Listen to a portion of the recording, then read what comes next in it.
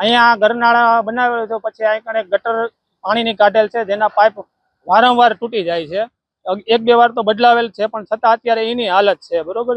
અને બમ્પ એટલા ઊંચા કરેલા છે કે 4 વ્હીલ વાળાને નીચેથી અડી જાય છે અને ભટકાય છે અને નુકસાની થાય છે. અને અત્યારે બાળાઓ નીકળતી હોય, ભણવા જતી હોય, એ બધી અહીં કણે સાયકલો હાંકતી હોય ને ધડાધડી અવાજ આવે છે.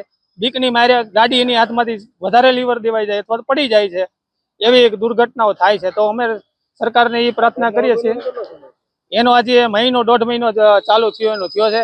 એમાં તો 3જી વાર પાઇપ બદલાવી નાખ્યા છે, બરોબર છે. અને અહીં ક્યાંય સ્ટ્રીટ લાઇટની વ્યવસ્થા નથી. રાતે અહીંયા નીકળીએ તો નકરું અંધારું હોય, તો એકલી બેનું દીકરીઓને નીકળવું પડે તો ડર જેવું મહેસૂસ કરે છે અને આવતી નથી. અમારે એને લેવા તેડવા આવવું પડે છે, એકલીઓ નીકળી નથી શકતી.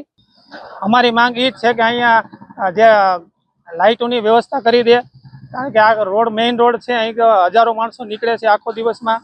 અને આ જે ગટર છે એનું પણ કામ વ્યવસ્થિત કરે અને આ બમ્પને છે ને બહુ નજીક, ગટરની નજીક છે તો એને થોડોક દૂર રાખે, જેથી વાહનો ભટકાય નહીં. 2 મહિના પહેલા શક્કરગઢ રોડ ઉપર ગરનાળા બનાવવામાં આવેલું, તેને બમ્પ બનાવવામાં આવેલો ગરનાળા પાસે. એ બમ્પમાં અત્યારે ઓલરેડી 4 વ્હીલ ગાડીઓ હેઠળના ભાગમાં ટેડી જાય છે, પ્લસ ત્યાં આગળ પાઇપ નાખવામાં આવે છે. એ પાઇપ ગરનાળું બનાવ્યા પછી 10 દિવસમાં એકવાર તૂટી ગયેલા, ફરી પાછા અત્યારે એ જ હાલતમાં છે કે જાણે પ્રશાસન એવી રાહ જોઈ રહ્યું હોય કે કોઈ અહીંયા દુર્ઘટના ઘટે. હમણાં થોડો સમય પહેલા જ લીલિયા રોડે એક વ્યક્તિની જાન ગઈ હતી આવી જ દુર્ઘટનામાં. અહીંયા પણ આ પ્રશાસન, અમને એવું લાગે છે કે કોઈ દુર્ઘટનાની રાહ જોઈ રહ્યું છે. અને રાતના સમયે આવી તો ટ્રીટ લાઇટની પણ વ્યવસ્થા નથી. અને મહત્વનું તો એ વાત છે કે અહીંયા શહેર ભાજપ પ્રમુખનો રોજનો રસ્તો છે, અહીંયા જ રહે છે અને રોજ અહીંથી ચાલે છે. તો પણ મને એમ કહેવાનું થાય છે કે અહીંયા એમને શું નજરે આ હાલત નહીં સરતી હોય. મારું એમ કહેવાનું છે કે આ પ્રશાસનને આ વહેલી તકે રિપેર કરો.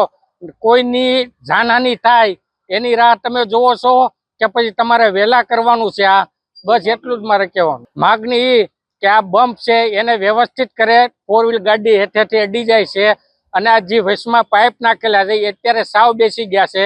જો 4-5 દિવસ આમનામ રહ્યા તો કોઈની જાનહાનિ થશે, એ 100%ની વાત છે. એટલે વહેલી તકે પાઇપ પણ રિપેર કરો, બસ અમારી માંગણી એટલી છે. બે બાજુની સાઈડમાં બમ્પની એ હાલત છે અને પાઇપની પણ એ હાલત છે. આ પાઇપ મહિના દિવસની અંદર 3જી વાર બદલે છે. એટલે આટલો હલકા કક્ષાનું મટીરિયલ વાપરવામાં આવતું હશે, આટલો બધો ભ્રષ્ટાચાર કરવામાં આવતો હશે. તમારું કાંઈ ને પબ્લિકનું તો વિચારો. અહીંયા 5000 બેની દીકરીઓ સંકુલ આવેલું છે, 5000 બેની દીકરીઓ અભ્યાસ કરે છે, નાની બાળાઓ છે. હાલો સમજી લો કે એ બાળા નીકળતી હોય ને આ દુર્ઘટના ઘટી તો એનું જવાબદાર કોણ રહે? પ્રશાસન કે કોણ રહે? એ મહત્વનો મુદ્દો છે. પ્રશાસન તો ગમે એમાં હાથ ઊંચો જ કરી દે છે કે અમારો વાંક નથી. તો આ કોનો મા બાપનો વાંક કહેવાય કે અહીંયા સ્કૂલે મોકલે છે કે અહીંયા મોકલે છે? એ